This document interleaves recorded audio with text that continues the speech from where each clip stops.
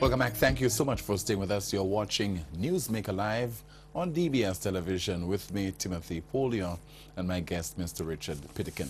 Let's look at the possible outcome of the next general election. It might be impossible for you to do that, but in particular, look at certain battlegrounds. Yeah. Very interesting is Castries Central.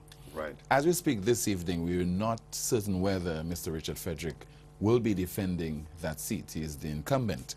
But for certain, we know that Senator Stanley Felix is contesting on behalf of the ruling St. Lucia Labour Party, and a former MP for the area, Mrs. Sarah Flood-Bobra, will be doing battle for the UWP. Your thoughts on this seat? Well, you know, I heard on TV, like everybody else, where Mr. Frederick said he would be running, he would be contesting. No, I think at the time he was thinking about it. Thinking of it, all right. So it was a meeting with his constituents. Yeah. Interestingly, if he wanted to run, and I don't think he in his heart of hearts knows or believes that he could win that seat, right? And for that reason, he may not run. But if his sole purpose for running was because of his problems with his party leader, well, he's no longer in that party, but Mr. Chasney, he doesn't actually need to run in order to sway people away from voting for the UWP. So he may well decide not to run, but to go out there and try to encourage people to support Mr. Felix or something along those lines, or not vote. I think Sarah Flood is an interesting individual.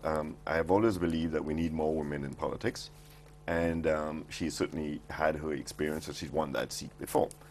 I do not know enough about any constituency to honestly tell you how what I think the result would be. But it seems to me that, you know, the introduction of Sarah Flood has certainly changed the momentum and the belief of any party that it was a clear case of who was going to win, which makes it a battleground. Your thoughts on Grosley? Grosley is an interesting one because it was such a close vote the last time. I talked to some people who tell me, oh, that was because you know, people were at the time not happy with Mr. Montoute, and it was kind of a little bit of a disillusionment. But this time, you know, maybe some momentum on the Udwood side may change the fact. Others say that Mr. Pillett has actually, you know, worked hard, and certainly I see a big profile on social media, and she seems to be very active in that regard. So it's going to be interesting. Now, it's the biggest, I think, of all the constituencies in terms of numbers. It also has a huge number of our middle class and a huge number of our millennials. And one of the interesting things about millennials, first of all, in this election, it'll make up maybe as much as 30% of the electorate.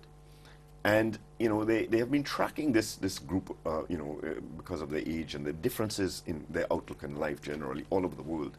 And in the States, they have actually been saying that the millennials make up about 50%, or about 50% millennials are independent. And what I'm getting the sense in St. Lucia that they actually are a much higher degree of people that believe themselves to be independent. There's maybe 35% on either side.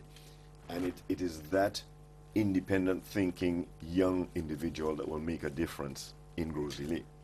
And so it's a question probably as to who will get out the vote of their supporters more, because it's going to be, you know, a tight race. Your thoughts on Babineau? Don't know much about Babineau. I mean, I know some people have told me that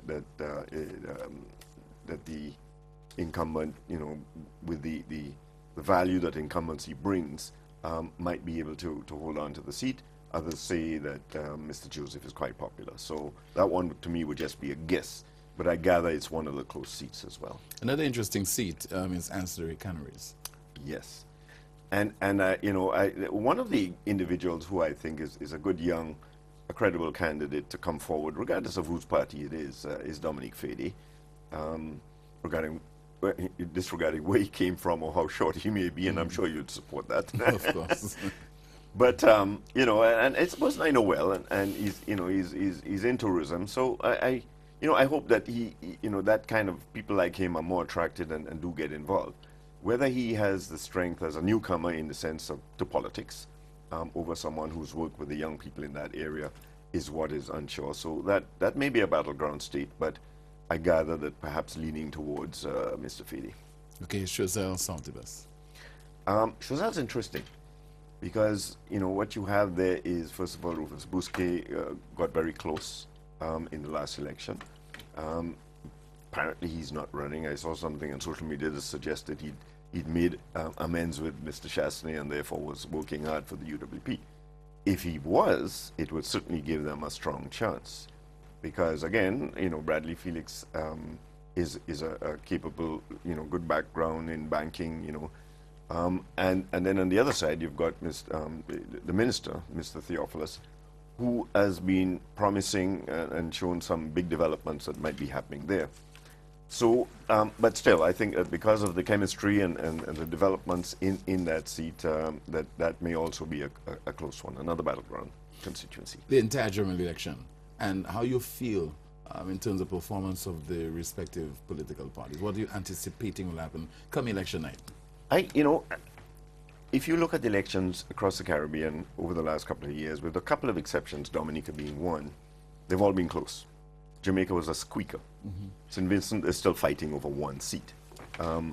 What it tells you is, to some extent, you know, countries are becoming ungovernable, and politicians or parties cannot meet the expectations, particularly with the tough economic climate that we're in.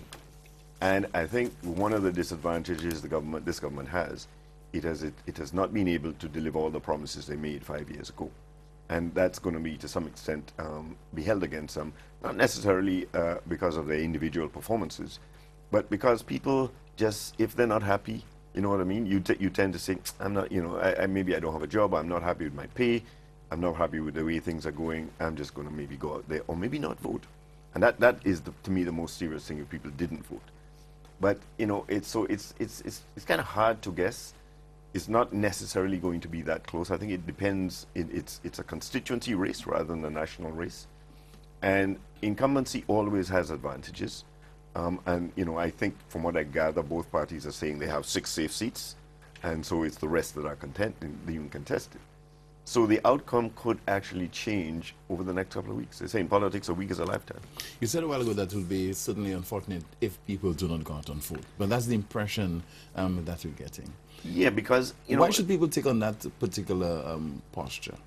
Because, you know, I remember once, I lived in Trinidad for quite a long time. And I remember one election which was held just maybe after the little problems that Eric Williams had, and he called elections. It was a snap election, and he won with a 28% of the poll vote. Turnout. 28%. 28%. Now, as you can well imagine, if we had a very low turnout, it could make a difference as to which party wins, because clearly the one that can get its supporters out in a low turnout will be the one that wins. But if it happens to be, you know, under 50%, you're going to have this continual argument that it doesn't reflect the will of the majority. And you know, and even though under the Westminster model, the party that won will simply say, well, that's how it works, we will still have an unhappy country. I think if everybody, or as much as, you know, if you get a really good turnout, then there will no longer be any you know, doubt as to what the will of the people was, and it will give the winner, hopefully, the mandate to govern with the assurance that the changes that may need to be made can be made with the support of the majority of the people. During the 2011 general election, the turnout was 58.84%. The total electors, 150,996, and total votes cast, 85,821. Do you consider 56.84% to be 56 or 58? No, it's 56.84%. By, you know, by standards in other countries, even the States, that's not a bad turnout. But again, my hope is that, you know, we get 60 or more, because, and I encourage people to go out and vote. I think it's not just a question of a civic duty. We don't have a law that says that you must, but you are kind of, you know, to not vote and then criticize and complain is then you didn't use your opportunity to either make change or stay with what you like. And so for that reason, you know, it's a cop-out. And I encourage everybody to, you know, make the time. You've got the time, listen to what people are saying, but whatever happens, go out and vote. What if people just find themselves in a bind? They cannot choose between That's this tough. candidate That's and tough. that candidate. I've heard, I've heard different parties say, well, close your eyes and vote party. I don't agree with that. I think, clearly, some people actually get into the booth and look and say, boy, I wish I had of none of the above. But if you did, at least it would be an indication of how people felt, you see. But you don't. You have to choose one or not vote or spoil your ballot. And so I think at the end of the day that, by then, people may have a good idea. There's some constituencies that are quite clear, and so there's not going to be any issue there.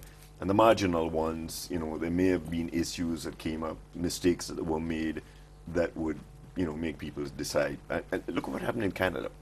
Mr. Trudeau went from being the third most popular party about a month before the elections to winning a landslide victory. And so it shows what sometimes momentum can do. And sometimes that momentum is in the last 2 weeks of an election. So there's still chance. There's still time. The stewardship of Prime Minister Dr. Kenny Anthony, what say you to it? He's had some tough times and some tough decisions. And, there are some things I wish he had done or had done better. Such as? Well, they in a couple of instances we tried tax reform, other than the VAT, that is. And whether it was the fact that when they looked at the numbers, they felt that they couldn't implement it, they didn't. Measures that perhaps could have been put in to incentivize some interested outside investors perhaps could have been done a little faster. I feel in some instances he seemed to want too much of a consensus, or to listen, rather than decide, okay, look, I'm Prime Minister, I'm going to do this. And being decisive sometimes has its disadvantages, because if you do the wrong thing, you pay the price. I believe that he has the best interests of St. Lucia at heart, and I do not think that anything that was done over the years was necessarily done out of either personal greed or just a desire to be a dictator or anything like that. And as I say, it was a difficult time. But there are some things I believe that if perhaps we had moved a little faster, we could have been a little better off now than we are, rather than now hoping that the next couple of years are going to make the difference. So, to some extent, prime ministers that govern during a period of slow growth or no growth will pay the price, right?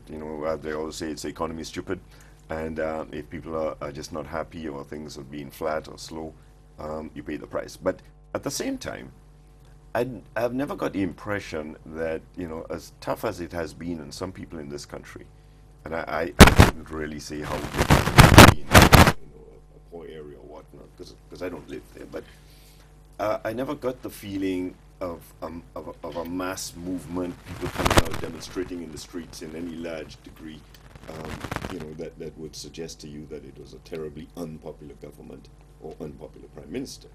So it may be, as I say, the question that some of these states are so ungovernable that have made it so difficult for prime ministers in the region to retain their seats. Portia Miller was a populist, and you would have thought that in Jamaica, with the amount of people that are kind of her natural people, and I talked to the people that advised her afterwards, and they said they just made mistakes, and that she should have won, but she didn't. So it shows you that things are so close in these circumstances that you need to be able to prove that the things that you have done or the things that you will do will make a difference in people's lives, because they're giving up hope to some extent. What do you think will be his legacy? Good question. It's not something that I've studied significantly. In some cases, he might say, well, he was the prime minister who introduced VAT, and some people wouldn't like that legacy. But I think the one thing that, we were at a very difficult position in 2000 and after the global recession. And, all around us, countries were collapsing almost. St. Kitts had to go to IMF. Grenada had to go to IMF. And to some extent, there was concern that St. Lucia, as the biggest economy in the world, CS, might have been forced to do the same, because we had higher expenditure and much more difficult to turn that economy around. So it would appear that he has been successful in stabilizing the fiscal situation, based on what I read from CDB and ECCB and IMF reports, to a better extent than some islands were able to do. But at the same time, it meant that in the process, not being prepared to make maybe some bolder new measures, it meant that stability came, with a price, and the price was no growth or slow growth. Whereas others, in Kitts, for example, who went to IMF, took their medicine, and now are showing the highest growth in the Caribbean as a whole. But these are smaller countries, and ours is a tougher one to deal with. So his legacy may well be, the legislative agenda, new legislation that has been put in to deal with a number of issues that are important, as well as the stabilization of the fiscal situation in the country. But if it doesn't change, if we continue, if he wins, and we continue to go through a period of no growth, slow growth, or very little growth, it's going to become very unpopular very quickly. It's as I say, it's a difficult situation. Do you think that this is his last election, or should it be his last election? Well, he said that it is. I gather, and I'm only talking UD, what you hear from everybody else, that he intends to hand over, whether it's during the term or after. So if I had to guess, I'd say yes, I think it's his last election. Your thoughts on Mr. Alan Chastney? Alan is someone that I know well, so he's a personal friend, and for that reason, I have a lot of respect for him. And as I say, the one credit that I will give him, the greatest amount of credit, was his ability to take a party that was self-destructing, and to make changes within that party, to democratize the process, and to tough it out in what had to be a very difficult period for a young man, who, was not necessarily born into politics, so to speak, and could easily have been happily enjoying his life doing something else. I, for a while, thought he was bitten by the bug of just being in politics and enjoying being a minister, etc. But, he has showed a certain degree of commitment, and as I say, has worked within his party. So if he is successful, it is because of those things. And I have never felt that there is any particular danger to Alan or his father Michael, running the country. I mean, I don't see it that way, because I don't believe that any one individual has that kind of power any longer.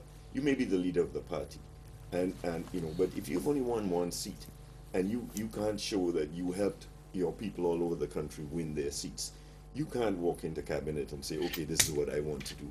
You are constrained now by the economic situation, by the legal implications of what you do. So I am not, and not worried in respect of either of the two, the Prime Minister or Alan Chastney, in terms of their leadership, if either one. And I believe that we now have restrictions on political parties and leaders that would not allow them, either of them, to lead us down the garden path and bankrupt the country. I would just hope, Alan, as a younger person, is also a little more impetuous. And but I believe that he will, if he won, he would be guided by others that would not let him do things that, in the private sector you can afford to be more reckless. You're dealing sometimes with your money or the money of maybe a small group of people. You can take certain decisions that backfire, and maybe a company goes bankrupt. But you're dealing with a country, and you're dealing with 170,000 people. You can't afford to make those reckless decisions, and so you have. And this is what I hope of both of them, regardless of who wins, that no longer will it be a case of this is my idea, I think it's good for the country. You come back, consult with the technocrats, consult with the people in the society, consult with the experts from overseas before you make any decision. Explain the whole thing properly, and make sure that when you make those decisions, that the chance of success is greater than the possibility of failure. And I believe that, in both cases, we are dealing with individuals who are capable of making those kinds of decisions. Do you think that his class, and people are talking about his color, do you think that has worked against him? There are people in this country, there are people in the world that will hold that against anyone. And it's sad when it does happen, but I'm sure that there are a number of people who will feel that either he's too white or too bourge, or too foreign. I don't, at the end of the day, what's interested me is he seems to be able to have overcome a lot of that within his own party. And I don't know how it stands with the middle people, the independents, because they've never had to vote for him in any respect before. He didn't win in Soufrière, and that may give you some kind of an indication. But I would like to think that we as a people can overcome those narrow fears and narrow biases, and look at people's capabilities and accept that at the end of the day, they're just a human being and they're not God. They're not Jesus. They're not going to be able to do what they want. And in fact, sometimes if they may have come from those kinds of backgrounds, maybe there are some advantages. But we should be able to attract people from all walks of life, whether they, I don't think there's really any restriction. I believe in St. Lucia, you can be born overseas and be a prime minister, like you can't in the States. And so it really should be the best person rather than being held against you because of your color, your background, the fact you don't speak Creole. All of those are things that really shouldn't be. They're not the important aspects of what a good leader is. Would you ever consider entering the political arena? Absolutely never. And for many reasons. I mean, I'm not born here, but that's not the main reason. And I consider myself to be a black person, as a matter of fact. A lot of people might say, but all of those are not the reason. The main reason is I now consider myself to be too old, and I think that politics is for younger, more energetic, enthusiastic people who are closer to the people that they want to govern. My life has been in business. My electorate, so to speak, have been business people and clients. I don't think I have the skills to be a good leader and a good politician. One thing, I can't campaign. I cannot get up on a boulevard or market steps and shout and look angry. It's just not in me. And so I'd probably be laughed off the stage at the end of the day. You're watching NewsMaker Live, enjoying this one. We'll be back in just a moment to take your calls. Please stay with us.